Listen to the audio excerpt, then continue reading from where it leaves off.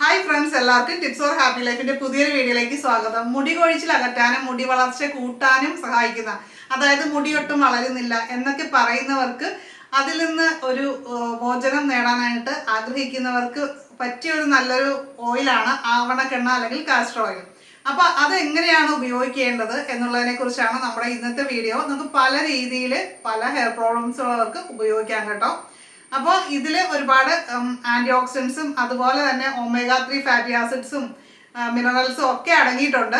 അപ്പോൾ അതുകൊണ്ട് തന്നെ നമ്മുടെ മുടിക്ക് വളരെ നല്ലതാണ്. മുടിക്ക് മുടി കൊഴിഞ്ഞിട്ട് കഷൻ്റെ ആവുന്ന ആൾക്കാർക്കൊക്കെ പണ്ട് മുതലേ പറയുന്നൊരു ഓയിലാണ് ആവണക്കെണ്ണ.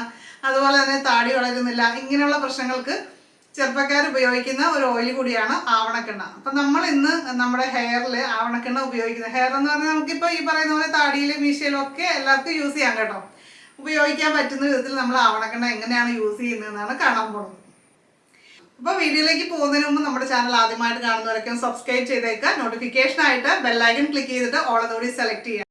നമുക്ക് ആദ്യം വേണ്ടത് അലോവേരയാണ്. കറ്റാർ വാഴ നമ്മുടെയൊക്കെ വീടുകളിൽ വെച്ച് പിടിപ്പിച്ചിട്ടുള്ള ഒരു പ്ലാന്റ് ആണല്ലോ ഇത്. അപ്പോൾ ഇത് കിട്ടുമെങ്കിൽ ഇങ്ങനെ എടുക്കുക, അല്ലെങ്കിൽ നമ്മൾ ഫ്രഷ് ആയിട്ടുള്ള ജെല്ല് കടയിൽ നിന്ന് വാങ്ങിക്കുന്നതും യൂസ് ചെയ്യാം കേട്ടോ.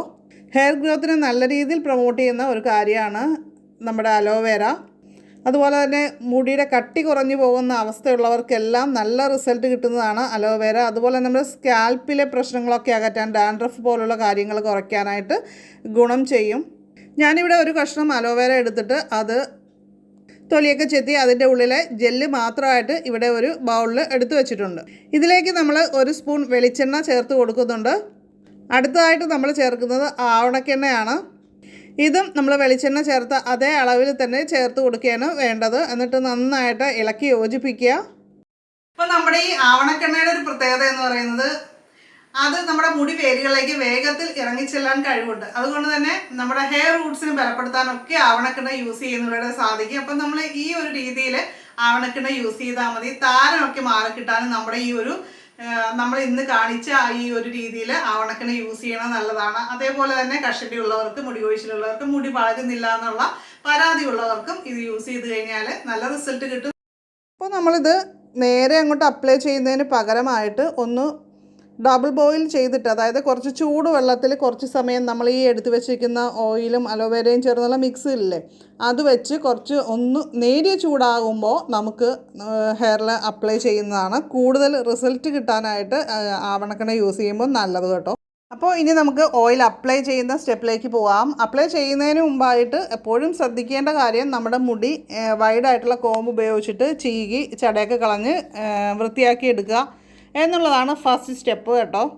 അപ്പോൾ അതിനുശേഷം വേണം നമ്മുടെ ഈ ഒരു ഓയിൽ സ്കാൽപ്പിലും മുടിയിലുമൊക്കെ അപ്ലൈ ചെയ്യാനായിട്ട്. മുടി വരണ്ടിട്ടുള്ള ആൾക്കാർക്ക് മുടിയുടെ വരൾച്ചയൊക്കെ കുറയ്ക്കാനായിട്ട് നല്ലൊരു ഓയിൽ കൂടിയാണ് ഈ ഒരു സ്പെഷ്യൽ ഓയിൽ പ്രിപ്പറേഷൻ. നമ്മൾ സിമ്പിളായിട്ട് ഉണ്ടാക്കിയതാണല്ലേ. നമ്മൾ ചെറിയ ചൂടുള്ള ഓയിൽ കൊണ്ട് മസാജ് ചെയ്യുമ്പോൾ ബ്ലഡ് സർക്കുലേഷൻ വർദ്ധിക്കുകയും സ്കാൽപ്പിലെ ക്യൂട്ടിക്കിൾസൊക്കെ ഓപ്പൺ അപ്പ് ചെയ്യുകയും അത് എണ്ണയിൽ നിന്നുള്ള പോഷകങ്ങളൊക്കെ മുടിവേരുകളിലേക്ക് അബ്സോർബ് ചെയ്യാനായിട്ട് സഹായിക്കുകയുമാണ് ചെയ്യുന്നത്. അത് നമ്മുടെ മുടി വളർച്ചയെ ഉത്തേജിപ്പിക്കുന്ന ഒരു കാര്യമാണ്.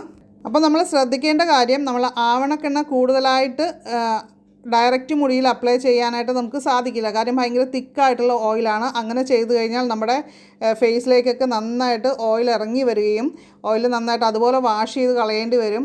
അപ്പോൾ നമ്മൾ കെമിക്കൽ ഉപയോഗിച്ചുള്ള ഷാമ്പൂസ് യൂസ് ചെയ്യുന്നത് കൂട്ടേണ്ടി വരും. ഇത്രയും കാര്യങ്ങളൊക്കെയാണ് അങ്ങനെ നമ്മൾ ആവണക്കെണ്ണ മാത്രമായിട്ട് യൂസ് ചെയ്താൽ സംഭവിക്കുന്നത്. അപ്പം നമ്മൾ ഇതേപോലെ മിക്സ് ചെയ്തിട്ട് ഉപയോഗിക്കുകയാണെങ്കിൽ നമുക്ക് വാഷ് ചെയ്ത് കളയാനായിട്ടും എളുപ്പമായിരിക്കും.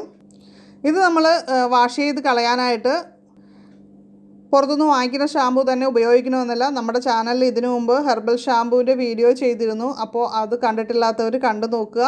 ഇല്ലെങ്കിൽ കമൻറ്റ് ചെയ്ത് ചോദിച്ചാൽ മതി, ഞാൻ ലിങ്ക് തരാം. അത് ഉപയോഗിച്ചിട്ട് വാഷ് ചെയ്യുന്നതായിരിക്കും ഏറ്റവും നല്ലത്.